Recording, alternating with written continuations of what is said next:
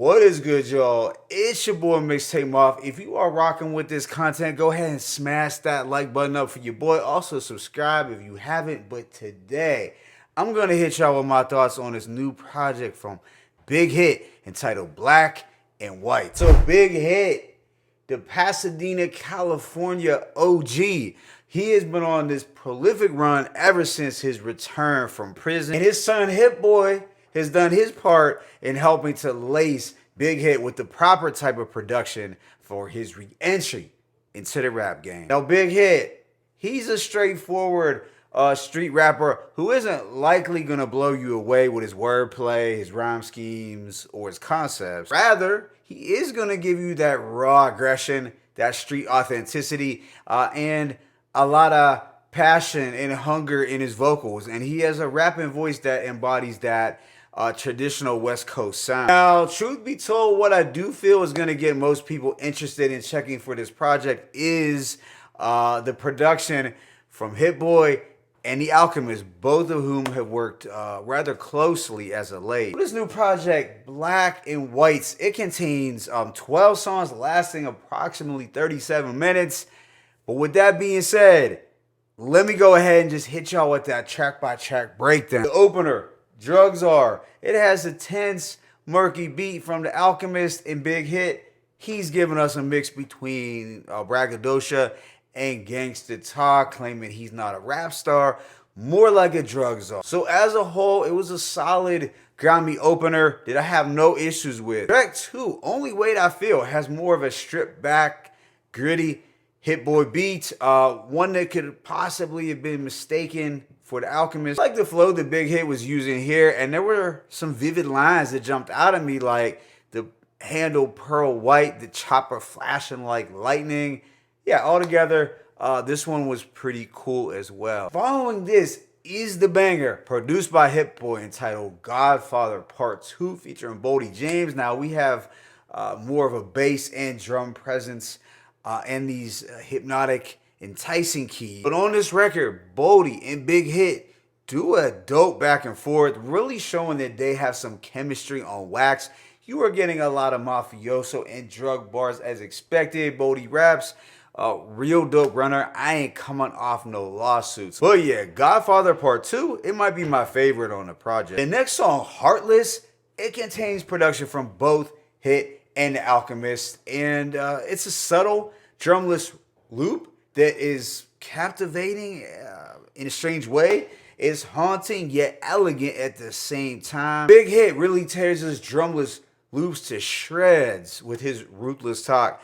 Just so you know, Pasadena ain't safe. I'll put you somewhere quiet if you in need of a break. So yeah, we got hard body rapping from Big Hit over a drumless beat that I would say was genius as far as drumless production goes. The following song, Foreclosure, produced by the Alchemist, is a real gem.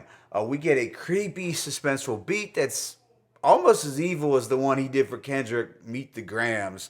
There's a beat shift as well. Yeah, this one is cinematic as ever. I love the scratching, and Big Hit did some damage on it in his own grimy way. A line that stood out was, hard to be sucker free in the land of lollipops. But yeah, shout out to Alchemist on the boards, who is really in his bag here. Subsequent song, Temperature Check, comes across as more of an interlude, but I like the flow switch up from Big Hit and the atmospheric trap-like beat from Uncle Al. Then there's a single, Black and Whites, produced by Hit-Boy, and it's backed by this sparkling, luxurious beat that seems made for cruising summer nights. While Hit and Big Hit did their thing, I found Alchemist to have had the best verse, but this track really just embodied that lavish, fly type of lifestyle from the three. After is Champion, where we get a subtle piano loop from the Alchemist that just feels innately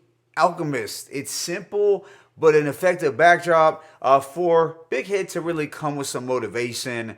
It is a low-key anthem, but we are getting that positive champion-like content from Big Hit, and he drops the jewel, Concrete walls build a stronger character in the end. This is followed up by Count Your Blessings, a posse cut featuring some younger artists who I was not familiar with, like Killer Twan, Long Body, and Fig Rari. This has some melancholy keys, and overall it has more of that contemporary West Coast sound mixed in with some auto-tune. And while I could respect a Big Hit for putting on some younger cats, this track didn't do a whole lot for me. Afterwards is Sly, Slick, and Wicked, which has this attractive chipmunk soul beat. And on here, Big Hit, he's speaking on dealing with the snakes and disloyal individuals. He points out that you could give a person the shirt off your back, but in the end, you can still get whacked. Second to last song is Dirtball, produced by the Alchemist, and we get a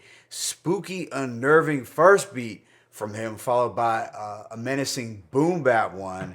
And there's some old black and white movie footage that was cool, making it feel distinctly Alchemist. Big Hit was killing it with the flow pocket, and he was giving out some streetwise advice that he got from his dad, like, son, never pull a gun, then never use it. If you don't have to shoot him, slap him up and abuse him. Create that illusion, that mental picture. And this project wraps up with Gank Move, with samples from the mid-90s Detroit group Gank Moves, their song Murderer. And Hit-Boy flips this sample really well. You gotta love how Hit-Boy will pay homage to some more obscure hip-hop, especially during that 90s era. You can tell the man is a real student of the game, despite the criticism from some traditional fans. But this record also features Big Hit's daughter, Hit Girl Lena, and it was a smooth, crisp G-Funk track to close things out. One of the standouts indeed. So overall, I'm gonna give this project a rating of a strong 3.5 to 4 mics.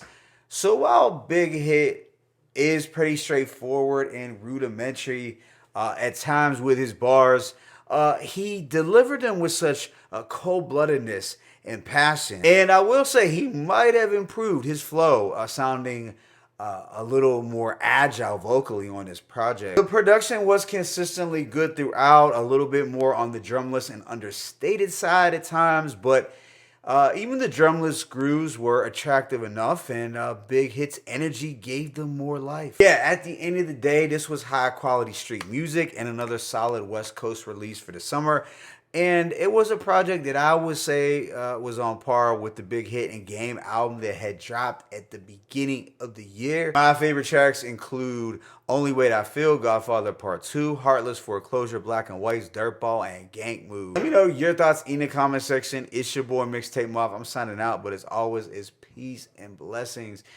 Big Hit, Black and Whites.